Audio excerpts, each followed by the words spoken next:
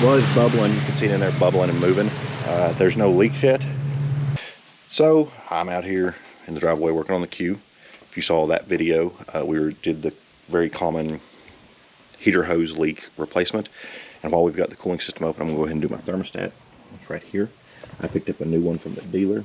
When I was in there getting the oil change, I had a coupon like 25% off, 20% off. Certified Infiniti parts. This looks to be very simple. It's only 3 bolts and a hose clamp. So like I said, I took this off. It's a bunch of these little tabs. I just took a flathead and popped them up. I don't know how many's in there. I've got 4 in there because I feel like every time I take it apart I break one. This is the new one. There's also a gasket. I got the gasket. The dealer didn't have the gasket, so I got it at Napa. It was like $2.50 for the gasket at Napa. Like again, that package could have been torn completely. Yeah. But there's your, if you need a one from the dealer, there's the part number. You can get them at Advance, AutoZone, wherever they carry them to. It is not just a thermostat, it's the thermostat housing and assembly. It should just be this one hose clamp and this hose and then 3 tins. Pull it out, new gasket, swap it in. So this should be a very easy job. Some advice here.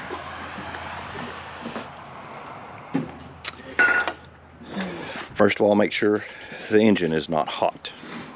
So I let mine sit. I drove it about 11 o'clock today. Parts at noon. It's now 5 o'clock. Still a little warm, but not uncomfortable hot.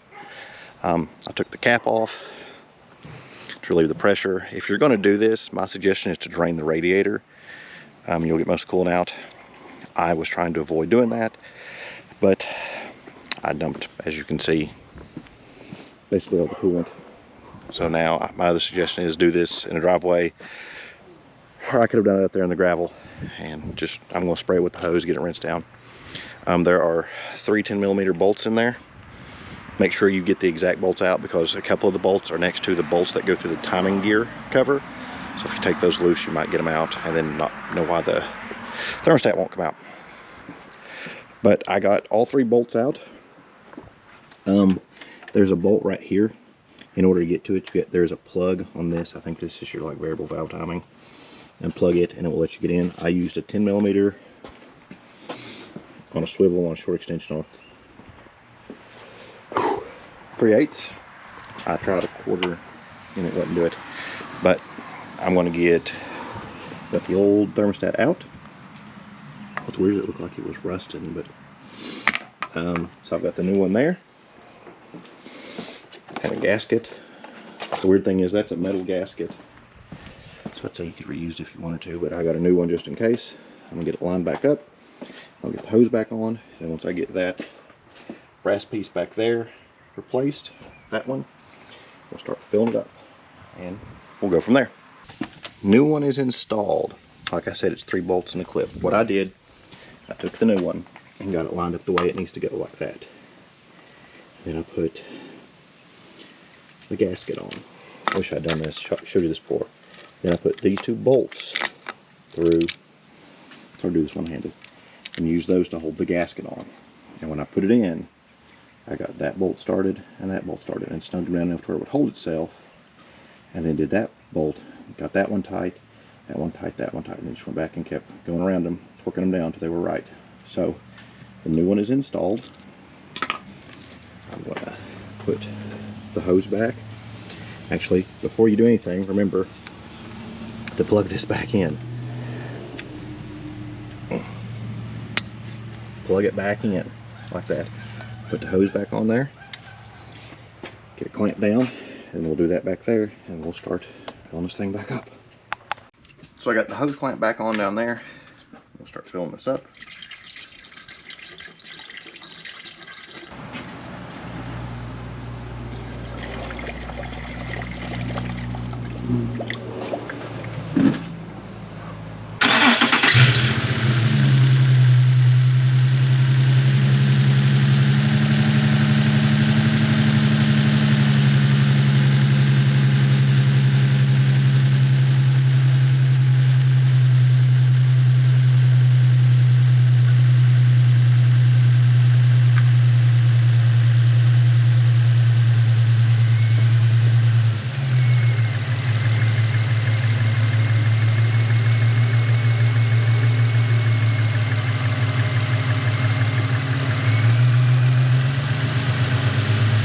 I did was I backed up here.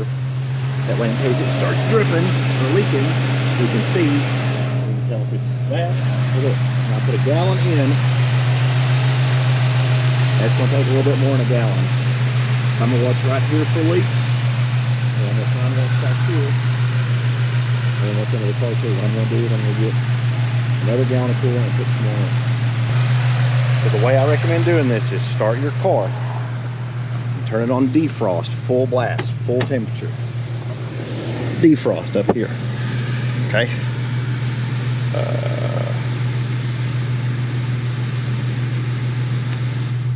Turn it on defrost. Okay. Full temperature, 82, whatever it'll go to. Okay. And you'll feel it. Feel it till it gets hot. Watch your temperature gauge. When that gets to where it normally is, that should be hot, okay? And just keep checking for drips. Okay. What I've done is fill this up until it's about there. You see these bubbles coming out. Once that thermostat opens, it should suck this dry. This thermostat opens, it should pull this in. Okay? So just watch this. When it gets to the point where it starts coming up, open it out, get the cap on. If you've done this a few times, you'll know what to watch for. The bubbles is where it's actually taking it down. So we'll just watch this. We'll watch our temperature gauge for that, and also you can feel that this hose starts getting warm. So if this hose is warm, but this hose isn't, that means your thermostat's not working. This hose actually gets warm. Then let this run from it, and you see I'm always trying to get some coolant out there. I should be getting ready to get heat inside. Real quick, Steve and I appreciate you watching this video. We hope it helps you get this job done today. If you can take a second of your time and hit that like and that subscribe button, it helps us make more videos like this. And the more these videos I get to make, the less I have to go to my day job. So appreciate it. So I've let it run, do its thing. Coolant started coming up out of here. You can see some coolant come up. Fill it up, that when it was done, jerk the funnel out, shot the cap on. I went ahead and filled this up too. And it was bubbling, you can see it in there bubbling and moving. There's no leaks yet. And I actually got in here, I'm starting to get a little bit of heat. But if you rev the engine, it gets hotter, which means it's working the air out. So I don't recommend driving this just yet. Just give it a few revs.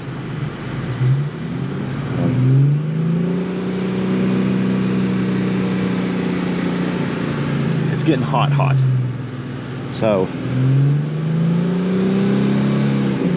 like I said, rev it a little bit. I'm gonna let it sit for maybe 3 or 4 minutes and run. Keep an eye on the temperature gauge. Keep an eye out here, make sure it's not leaking. We're just gonna let it run. And then since this is the highest point, any air that comes up should go down in there and go into here. If you're watching, you see some bubbles, or you see it go down, it means it's either taking coolant or there's air coming out. So as air goes in, the coolant should go back in. But I filled up the max, it's already come down this much.